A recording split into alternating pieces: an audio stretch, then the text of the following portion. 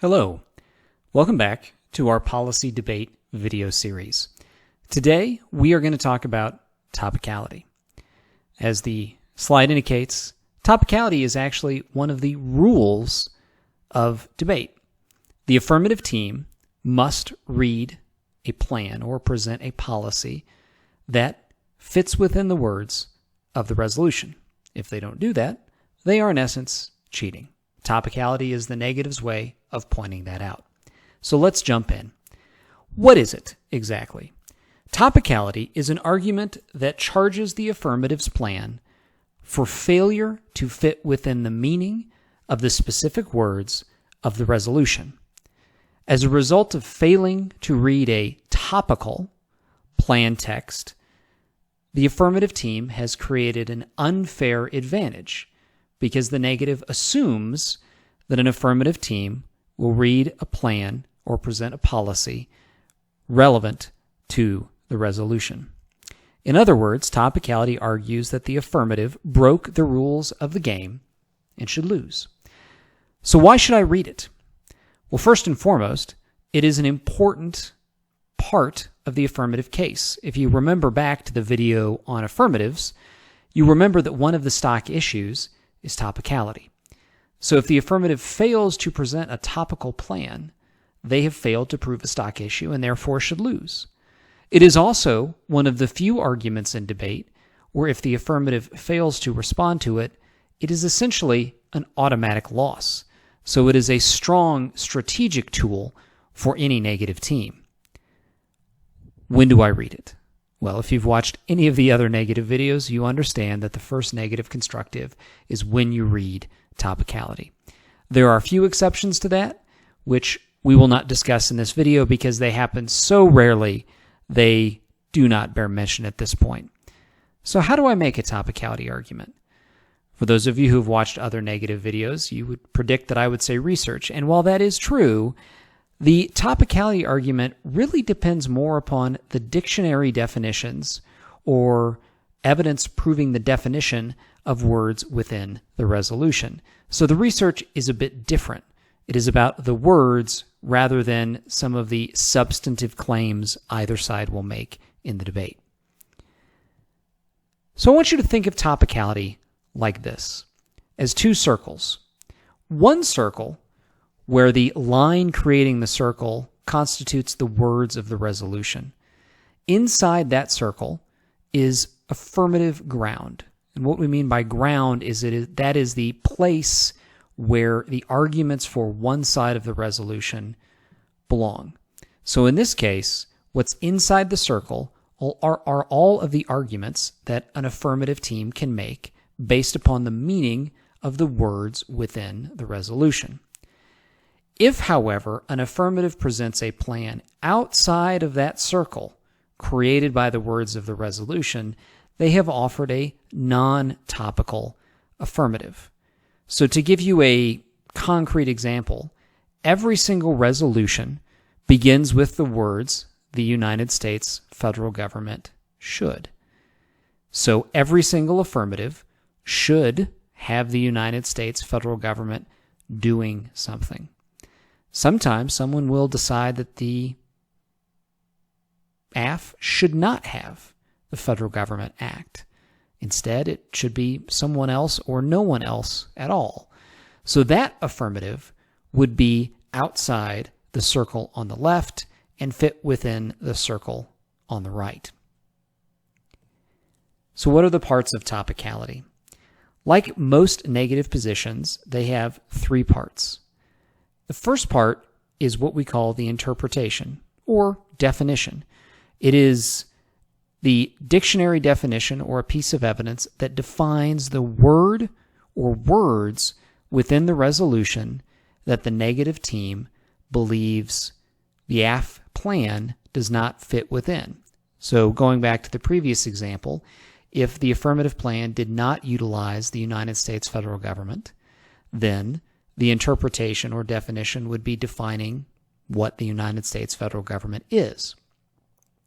The violation explains why all or part of the affirmative's plan does not fit within the definition read as part of the interpretation. So we define the word, and then we make an argument as to why the affirmative plan does not fit within the word. The final part are what we call the standards. The standards explain why the affirmative's plan, failing to fit within the defined word, is bad for debate. These arguments are typically about fairness, education, the ability for the negative team to do predictable research, and all the other things that come along with trying to create a game where both sides have a fair shot at winning. For example, if you are listening to this video in 2020, we are getting ready to debate the criminal justice reform topic. If an affirmative was about education policy, that would be impossible for us to predict because it has nothing to do with criminal justice reform. So chances are a negative team wouldn't have researched education policy, wouldn't have arguments to make against that, and would be ill-prepared to have a good debate against that affirmative team, all because that affirmative team decided to read a non-topical affirmative. So those would be reasons why that particular affirmative would be unfair, would create unpredictable research burdens for the negative team, or, for example, wouldn't promote learning about criminal justice reform because it has nothing to do with criminal justice reform. Now, we're going to take a look at a topicality argument here in a moment, but I want to close with this. Topicality is often one of the more confusing arguments for people coming into policy debate. But I want you to think about it like a disadvantage. If you remember back, a disadvantage is a pretty simple argument, that the affirmative changes what's going on, and that change is bad because it causes something bad to happen. Topicality is structured in the identical manner to a disadvantage.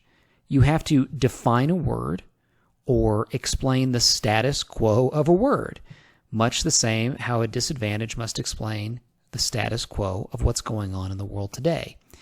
The violation, again, explains why the affirmative does something contrary to that defined word, just like a link argument to a disadvantage explains why the affirmative does something contrary to the status quo or creates a change in the status quo. And these standards arguments are all reasons why the failure to be within the meaning of the word are bad, much the same as explaining an impact to a disadvantage as to why changing the status quo results in something bad. The only difference between a disadvantage and topicality is topicality makes those arguments all in the context of words and what's good for the game of debate, as opposed to something that would happen in the real world. But in terms of their logical process, they are very much the same. So let's take a look at a topicality argument. Here's a topicality argument that you will find available on every single topic each year, and that is topicality based upon the word substantial or substantially. Every single resolution that we debate involves the word substantial or substantially. The reason behind that is we want the affirmative team to make a large policy change. And the reason we want that is because large policy changes often have people writing about them, which means there's research and arguments on both sides for why a big change would be good or a big change would be bad. But sometimes an affirmative will attempt to make a very small change. And in doing so, they limit the amount of negative arguments available because they are so small. It's such a small target to hit, the negative is ill-equipped to debate it. So let's take a look at the constituent parts. Now, this particular topicality argument, whoever drafted it, has a brief introduction that tells the judge the topic, and then says that the affirmative plan doesn't fit within the word substantial. This particular topicality argument relates to the arms sales topic, reducing direct commercial and/or foreign military sales of arms. After that introduction, we get the interpretation, which, if you remember, is just defining a word. So here it says substantial means considerable in quantity or significantly great. In other words, big. Then we have the violation. The violation says the plan does not reduce direct commercial sales or foreign military sales of arms in a considerable quantity or by significantly great amount, the definition we just read, because, and then there's a blank. That you will often see in topicality because you will want to use this particular argument against many different affirmatives if you need to. So we don't fill that in until we actually get to the round and debate that particular affirmative. But in that blank space that's highlighted, you would insert a reason why the affirmative's plan is small, as opposed to being considerable in quantity or significantly great. The final portion of this argument are what we talked about, standards. These are the impact arguments for why an untopical affirmative is unfair for the game of debate. The first standard or impact argument is ground. If you remember, we defined ground as the available arguments that one side or the other should have. The affirmative's ground lies within the meaning of the resolution. The negative's ground is everything outside of the resolution. So this particular argument says that we need a substantial change to have an in-depth debate. Well, what does that mean? Without a change, the negative would have no arguments to challenge the affirmative because there's no research on small policy changes. For example, on the arms sales reduction topic, if rather than selling 10,000 guns to a country, we decrease that sale by 1 gun, no one out there is going to write about why that's a good idea or a bad idea, so it will be impossible for the negative to have specific arguments. And we want clash. We want specific argument from the negative against a specific argument from the affirmative. The second argument here is predictability. Predictability is the impact argument that says that for a game like debate to be fair, both sides have to know what they're generally getting into. One team obviously does not have to divulge its entire strategy to the other, but the negative team should be able to walk into a debate round with the understanding that the affirmative plan will substantially reduce, for this topic, arms sales.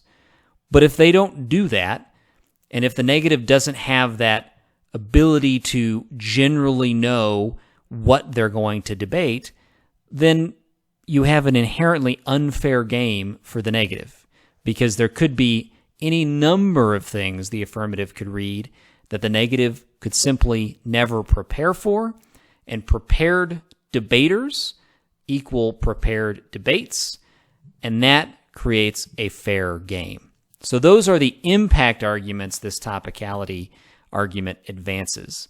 And this DISA point, it's not required, but it's a flourish on the end, if you will, where it says that the ground and predictability arguments are a reason to vote negative. This is an important phrase, regardless of the other issues in the debate. Topicality is what we call a priori, meaning it comes first. If the affirmative has, in effect, not followed the rules, then it doesn't matter what else they say in the debate, they should lose. So most topicality arguments will look like this. There's some that may look a little different, but all of them, again, will have these same parts: interpretation, violation, and standards.